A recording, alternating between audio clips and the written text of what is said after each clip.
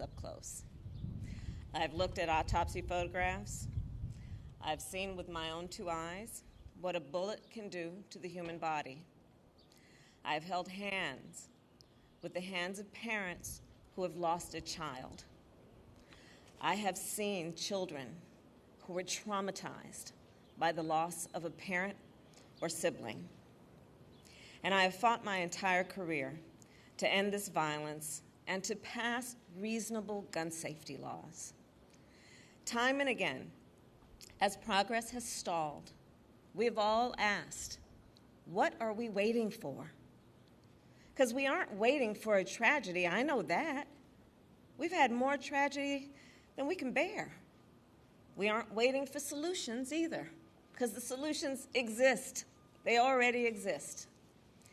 People on both sides of the aisle want action. Real people on both sides of the aisle want action. So all that is left is the will and the courage to act.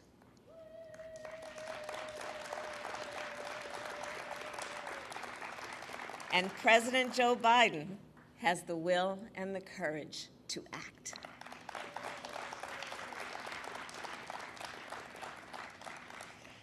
As a United States Senator, Joe Biden took on the gun lobby not once but twice, and he won. In 1993, he worked to pass the Brady Handgun Violation Prevention Act. This law established a background check system and has kept more than 3 million firearms out of the hands of dangerous people. A year later, he worked to pass another law to ban assault weapons and high-capacity magazines for 10 years. And as Vice President, Joe Biden led the Obama-Biden administration's efforts to reduce gun violence. In fact, we were just reminiscing that he and I talked back then about his work, because I was Attorney General at the time of California. And his work resulted in nearly 24 actions, from narrowing the gun show loophole to expanding funding for mental health services. And as you will hear in a moment, President Joe Biden is a leader with great will, great determination, and even greater empathy.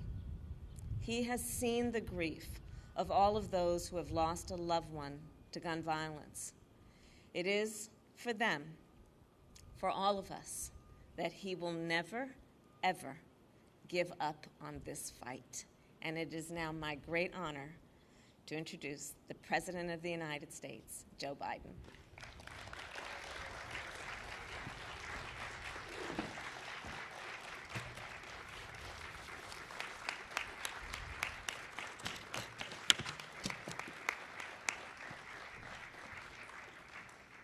Thank you, Kamala, Madam Vice President. Thank you very much. You know, we're joined today by the Attorney General, Merrick Garland, who I've asked to prioritize gun violence. It's also good to see the second gentleman who is here, and it's good to see the First Lady, Dr. Jill Biden, who cares deeply about this issue as well. And I look out there and I see so many members of Congress who've led in this fight, so many of you who've never given up, so many of you are absolutely determined, as Murphy and others are, to get this done.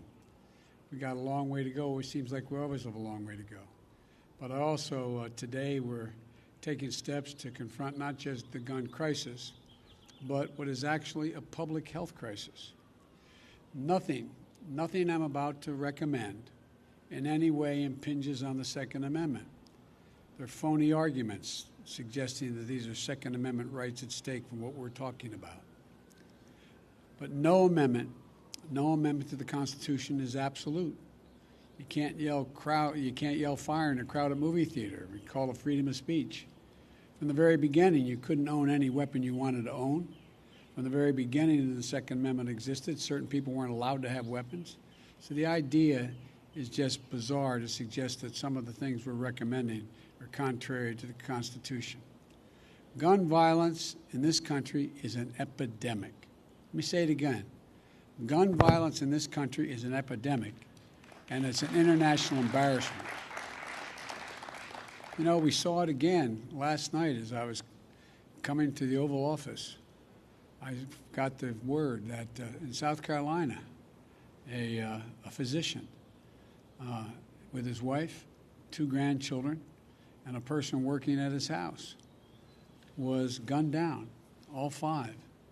So many people, so many of the people sitting here today know that well, unfortunately.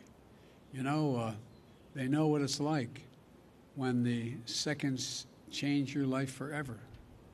I've had the pleasure of getting to meet in awful circumstances many of you who've lost your children, your husbands, your wives. You know, they know what it's like to bury a piece of their soul deep in the earth. We understand that. Mark and Jackie, I want to tell you, it's always good to see you, but not under these circumstances. I want to say before I introduce the rest of the folks is, you know, what a lot of people have not been through, what they've been through, don't understand. It takes a lot of courage to come to an event like this. They're absolutely determined to make change. But Mark and Jackie, whose son Daniel was a first grader in Sandy Hook Elementary School, or Daniel loves sports, loves outdoor sports, getting muddy. I see my friend Fred Gutenberg. His daughter Jamie was a freshman at Marjorie Stoneman Douglas High School. She was an accomplished dancer. I see Brandon Wolf, who was the shooting at the Impulse at the Pulse Club nightclub. He survived, but his 2 best friends died. Greg Jackson, who was just walking down the street when he was caught in the crossfire of a gunfight. And of course, I see a close friend of Jill's and mine, Congresswoman Gabby Gifford, who is here, who was speaking with her constituents in front of a grocery store in her state when she was shot and a member of her staff was killed. You know, they're here, and their pain is immense. And you know, what a lot of you, hopefully many of you, don't know is you've gone through a trauma. No matter how much you work to make sure others don't go through it, every time you show up at an event like this, it brings back when you got that phone call. It brings back the immediacy of what happened at that moment. So I genuinely mean it. Thank you. Thank you for having the courage to be here, the courage to continue this fight. Senator Blumenthal understands it. A lot of the folks out here understand it. But it takes real courage, so thank you. To turn pain into purpose and demand that we take the action that gives meaning to the word enough. Enough, enough, enough. Because what they want you to know, what they want you to do is not just listen. Every day in this country, 316 people are shot every single day. 106 of them die every day. Our flag was still flying at half staff for the victims of the horrific murder of 8 primarily Asian American people in Georgia, when 10 more lives were taken in a mass murder in Colorado. You probably didn't hear it, but between those 2 incidents, less than 1 week apart, there were more than 850 additional shootings.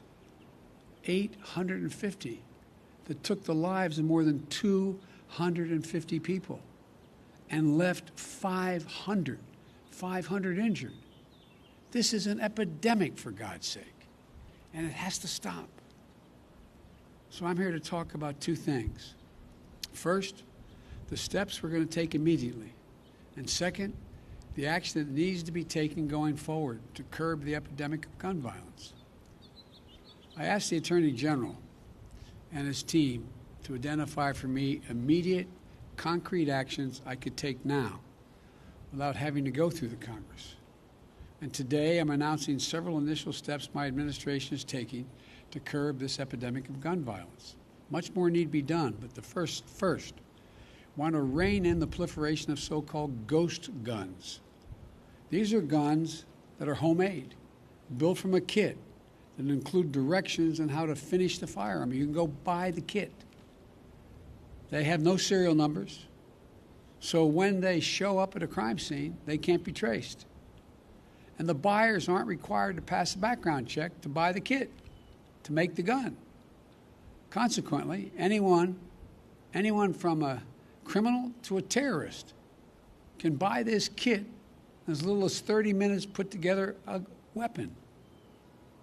You know, I want to see these kits treated as firearms under the Gun Control Act, which is going to require that the seller and manufacturers make the key parts with serial numbers and run background checks on the buyers when they walk in to buy that package. The second action we're going to take, back in the year 2000, the Bureau of Alcohol, Tobacco, and Firearms released a report on its investigations of firearms trafficking in America. The report was of pivotal value. It was an important tool for policymakers when I was in the Senate and beyond, at all levels, to stop firearms from being illegally diverted into dangerous hands. Today, with online sales and ghost guns, times and trafficking methods have changed, and we have to adjust. We also have to ask the Justice Department to release a new annual report. This report will better help policymakers address firearms trafficking as it is today, not what it was yesterday. The third change, we want to treat pistols modified with stabilizing braces with the seriousness they deserve. A stabilizing brace shook in a pencil essentially makes that pistol a hell of a lot more accurate than a mini rifle. As a result, it's more lethal, effectively turning it into a short-barreled rifle. That's what the alleged shooter in Boulder appears to have done. I want to be clear that these modifications to firearms that make them more lethal should be subject to the National Firearms Act. The National Firearms Act requires that a potential owner pay a $200 fee and submit their name and other identifying information to the Justice Department, just as they would if they went out and purchased a silencer for a gun. Fourthly, during my campaign for president, I wanted to make it easier for states to adopt extreme risk protection order laws.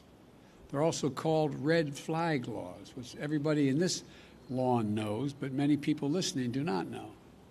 These laws allow a police or family member to petition a court in their jurisdiction and say, I want you to temporarily remove from the following people any firearm they may possess because they're a danger and a crisis. They're presenting a danger to themselves and to others. And the court makes a ruling. To put this in perspective, more than half of all suicides, for example, involve the use of a firearm. But when a gun's not available, an attempt at suicide, the death rate drops precipitously. States that have red flag laws have seen the reduction in the number of suicides in their states. Every single month, by the way, an average of 53 women are shot and killed by an intimate partner. I wrote the Violence Against Women Act. It's been a constant struggle to keep it moving. We know red flag laws can have significant effect in protecting women from domestic violence. And we know red flag laws can stop mass shooters before they can act out their violent plans. I'm proud, excuse the point of personal privilege we used to say in the Senate, I'm proud that the red flag law in my home state of Delaware was named after my son, Attorney General Beau Biden, our son, excuse me, Joe, who proposed that legislation back in 2013. I want to see a national red flag law and legislation to incentivize states to enact their own red flag laws. Today, I asked the Justice Department to publish a model red flag legislation so states can start crafting their own laws right now. Just like with background checks, the vast majority of the Americans support these extreme risk protection order laws. And it's time to put these laws on the books and protect even more people. The Attorney General will have more to say about this in a moment. Additionally, we recognize that cities across the country are experiencing historic spikes in homicides, as the law enforcement can tell you. The violence is hitting black and brown communities the hardest. Homicide is the leading cause of death of black boys and men ages 15 to 34. The leading cause of death. But there are proven strategies that reduce gun violence in urban communities.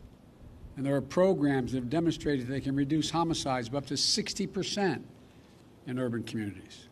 But many of these have been badly underfunded or not funded at all of late. Gun violence in America, for those of you who think of this from an economic standpoint listening to me, estimated to cost the nation $280 billion, let me say it again, $280 billion a year. You say, how could that be, Joe?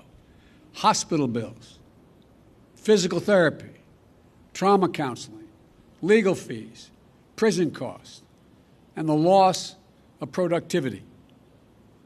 Not to mention the psychological damage done to the children who live in these cities, watching this happen, knowing someone it happened to. This gun violence in their neighborhood is having profound impact on our children, even if they're never involved in pulling the trigger or being the victim of on the other side of a trigger. For a fraction of the cost of gun violence, we can save lives, create safe and healthy communities, and build economies that work for all of us, and save billions of American dollars. In the meantime, much of it, as Senator Cicilline knows, is taxpayer money. Finally, the Bureau of Alcohol, Tobacco, and Firearms, the key agency enforcing gun laws, hasn't had a permanent director since 2015. Today, I'm proud to nominate David Chipman to serve as the director of the AFT. David knows the AFT well. He served there for 25 years. And Vice President Harris and I believe he's the right person at this moment for this important agency. And I've said before, my job, the job of any president, is to protect the American people. Whether Congress acts or not, I'm going to use all the resources at my disposal as president to keep the American people safe from gun violence. But there's much more that Congress can do to help that effort. And they can do it right now. They've offered plenty of thoughts and prayers, members of Congress, but they've passed not a single new federal law to reduce gun violence. Enough prayers. Time for some action. I believe the Senate should immediately pass 3 House-passed bills to close loopholes that allow gun purchasers to bypass the background checks. The vast majority of the American people, including gun owners, believe there should be background checks before you purchase a gun. As was noted earlier, hundreds of thousands of people have been denied guns because of the background checks. What more would have happened?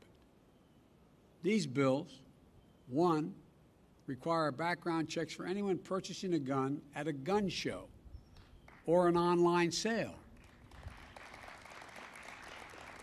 Most people don't know it. You walk into a store and you buy a gun, you have a background check.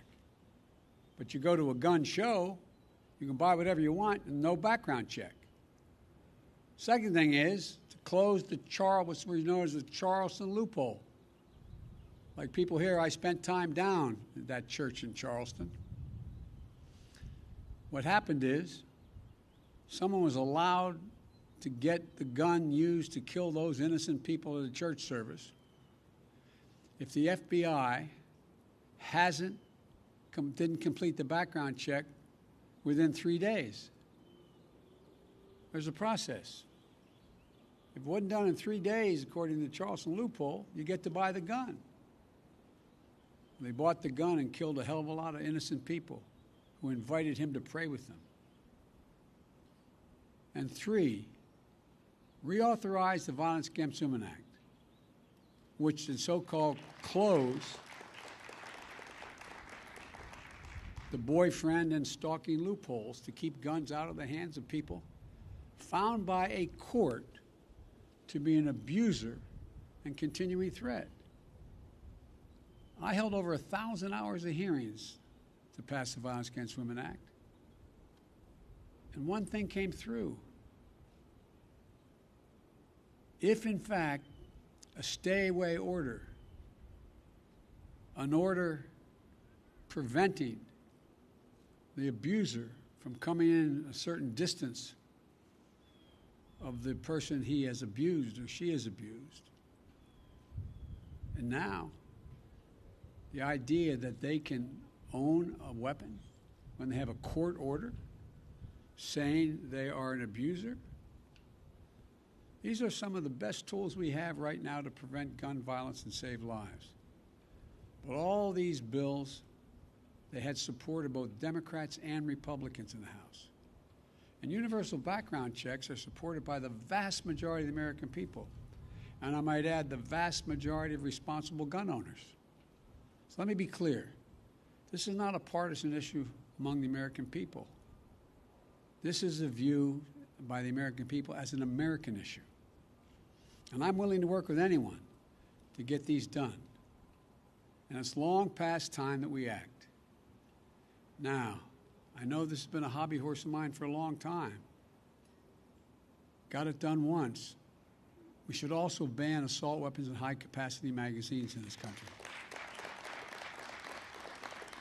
For that 10 years we had it done, the number of mass shootings actually went down. Even law enforcement officials have told me and told other champions of this legislation they sometimes feel outgunned by assault weapons with large capacity magazines. There's no reason someone needs a weapon of war with 100 rounds, 100 bullets that can be fired from that weapon. Nobody needs that. Nobody needs that. We got that done when I was a United States Senator. It wasn't easy going up against the gun lobby, but it saved lives. And we should also eliminate gun manufacturers from the immunity they receive from the Congress.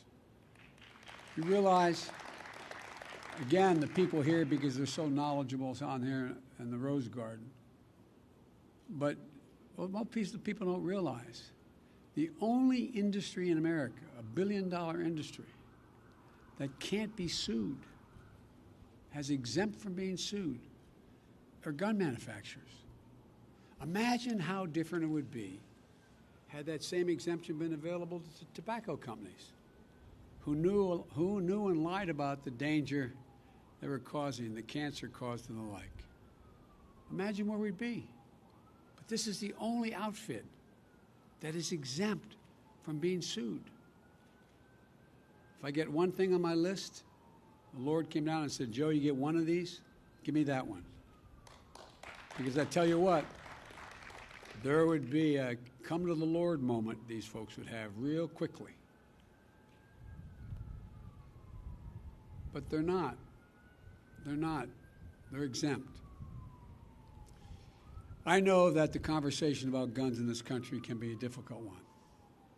But even here, there's much more common ground than anyone would believe. There's much more common ground. Everything that's being proposed today is totally consistent with the Second Amendment. And there's a wide consensus behind the need to take action. I know that when overwhelming majorities of Americans want to see something change that will affect their lives, and it still doesn't change, it can be demoralizing to our fellow citizens. It can feel like our entire political process is broken. I know it's painful and frustrating that we haven't made the progress that we'd hoped for. But it took 5 years to get Brady Bill passed, and it took even more years to work to pass the assault weapons ban. And it saved lives. No matter how long it takes, we're going to get these passed. We're not going to give up. We have an opportunity to fulfill the first responsibility of government, to keep our people safe. And in the process, we can show the world and show ourselves that democracy works, that we can come together and get big things done. When I look around and see such brave survivors sitting out here in the Rose Garden, public servants who devoted their lives to dealing with this, advocates who feel strongly and are pushing every day to make the rational changes, and courageous parents and family members, I know the progress, even in this most difficult of issues, is possible. So, folks, this is just the start. We've got a lot of work to do, but I know almost every one of you sitting in the garden here, none of you ever given up. We're not going to give up now. The idea that we have so many people dying every single day from gun violence in America is a blemish on our character as a nation. Let me say to all of you, God bless you, but most importantly, the memory of all many of you have lost in the senseless gun violence. And now I'd like to hand it over to the Attorney General for him to speak and make some comments. And I hope I get a chance to see some of you after this is over. Thank you, thank you, thank you.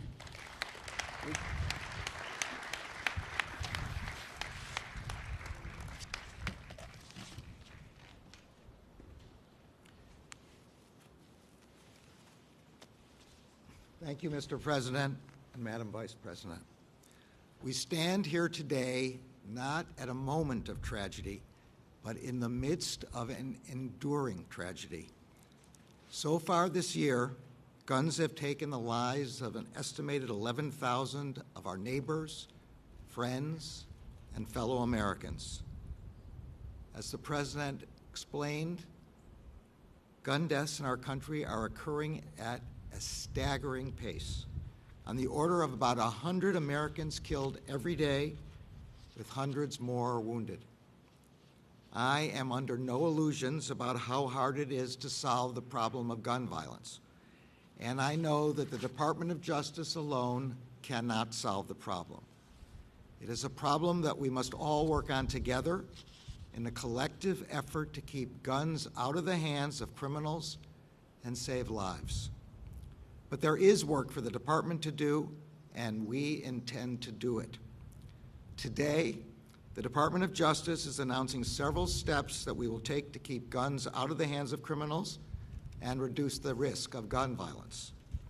First, we will ensure that we understand and measure the problem of criminal gun trafficking in a data-driven way. Over 20 years ago, ATF undertook a gun trafficking study. It then issued a report that provided information necessary to better understand and to combat criminal trafficking networks. No such study has been conducted since that time. Accordingly, I have directed ATF to begin work on an updated study of criminal gun trafficking, one that will take into account the fact that modern guns are not simply cast or forged anymore, but can also be made of plastic, printed on a 3D printer, or sold in self-assembly kits. We will evaluate how some of our best tools, including the National Integrated Ballistics Information Network and the National Tracing Center, are keeping up with the times. And we will analyze our criminal cases and investigations to determine what they can show us about modern gun trafficking patterns. We expect that the lessons from this study will help agents, prosecutors, and policymakers tackle modern criminal gun trafficking enterprises. Second, we will close a regulatory loophole that has contributed to the proliferation of so-called ghost guns. Federal law requires that manufacturers mark all firearms with serial numbers so they can be traced if they are used in crimes. It also requires licensed firearms dealers to run background checks to ensure that individuals who are barred by law from purchasing firearms cannot do so. The emergence of ghost guns threatens both of these important law enforcement objectives. Currently, individuals can buy kits that contain all or almost all of the parts they need to assemble a gun. They can put a working weapon together in as little as 30 minutes. The kits are aptly called buy, build, shoot kits. Yet because of a gap in the ATF regulations, these kits may not be considered firearms. As a result, they are being made and sold without serial numbers and sold without background checks. Within 30 days, ATF will issue a proposed rule to plug that gap and to enable law enforcement to trace crime guns and to keep guns from being sold to those who cannot lawfully possess them. Third, we will make clear that statutory restrictions on short-barreled rifles apply when certain stabilizing braces are added to high-powered pistols. Federal law requires the taxation and registration of all short-barreled rifles. It does so because these weapons are powerful, yet easily concealable. Currently, however, some manufacturers market and some individuals purchase certain kinds of stabilizing braces that, when attached to a pistol, effectively convert it into a short-barreled rifle, a weapon that is, in the words of the statute, quote, intended to be fired from the shoulder. Such braces make high-powered pistols more stable and accurate while still concealable.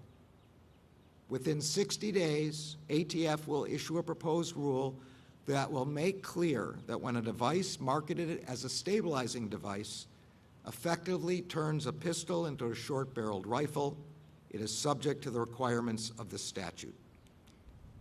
Fourth, we will publish model red flag legislation for states. Red flag laws, as the President has explained, allow family members or law enforcement to petition for court orders that temporarily bar people in crisis from accessing firearms if they present a danger to themselves or to others. 19 states and the District of Columbia have already made this important step. Within 60 days, the Justice Department will publish model legislation that will make it easier for states that want to craft laws permitting such emergency risk orders to do so. Fifth, we will empower our communities to combat and prevent gun violence. We all recognize that although law enforcement plays an important role, gun violence is not a problem that law enforcement alone can solve.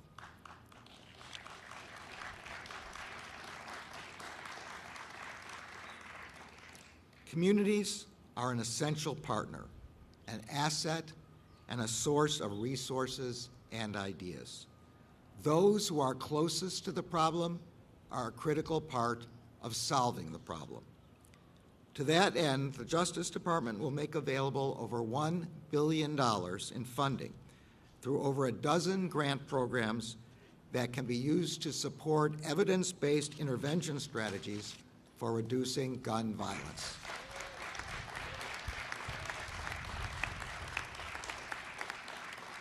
Such strategies include, but are not limited to, street outreach, violence interrupters, and hospital-based violence intervention services.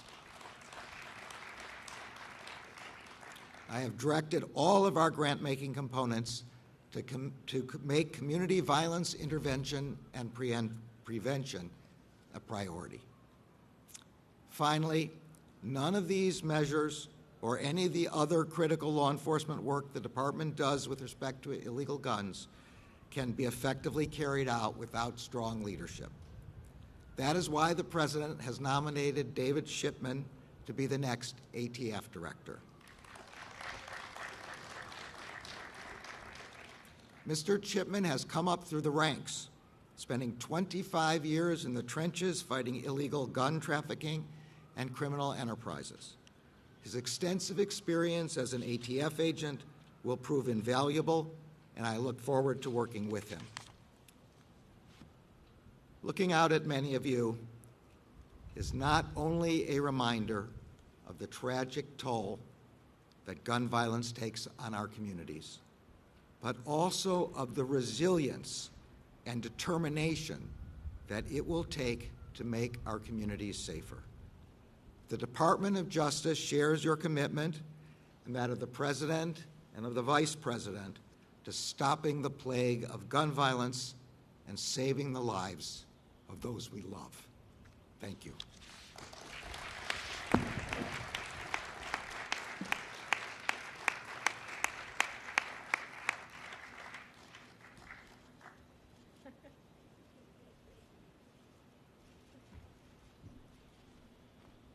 I wasn't supposed to do that. I'd like to see all of you. Thank you, thank you, thank you. Let's get to work.